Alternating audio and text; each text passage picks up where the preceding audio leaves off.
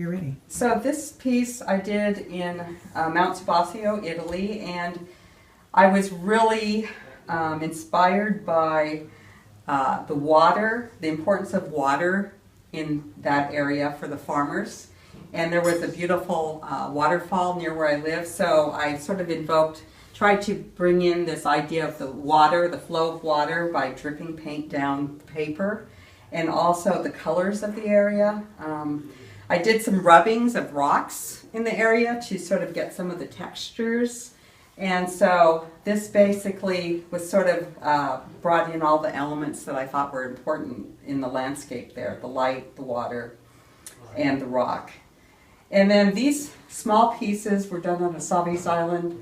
They're just little plein air pieces, so that's where you go out into the landscape and just within like a couple hours you try to capture what you're seeing. And that's a really challenging type of painting to do, I think, because you're looking at a lot of visual information and you try to simplify that into a very small painting. And you have to do that very quickly, whereas if you're doing another piece like this, you can rework it, you can come back, think about things, change it. There you're pretty much reacting pretty quickly to what you're seeing. So it's a different skill, but it's really a fun thing to do.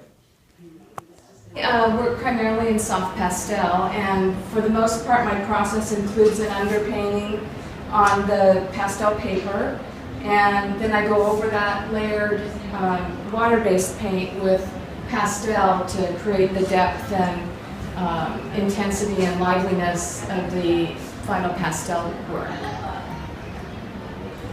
So many of my images are Oregon-based. I love to go out through the different seasons and pick up images that are going to translate good in pastel. This is the Deschutes River in Sun River in Central Oregon, and then the Willamette Valley Vineyards naturally. And these are areas, you know, near Portland, so the Banks area and out in the Hillsborough countryside.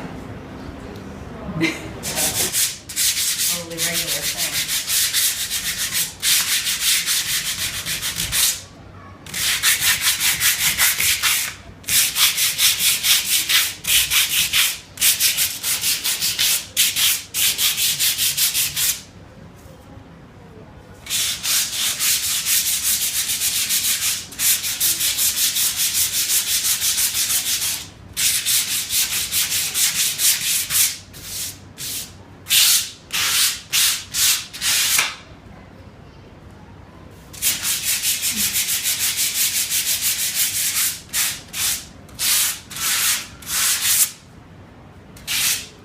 Like I said, and so I apply the paint. I use a matte acrylic, so there's not a lot of shine.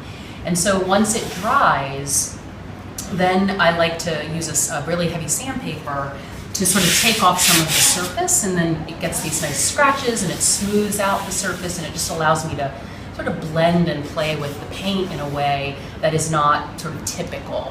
And so I like that look, and I also like the way that the fine scratches look.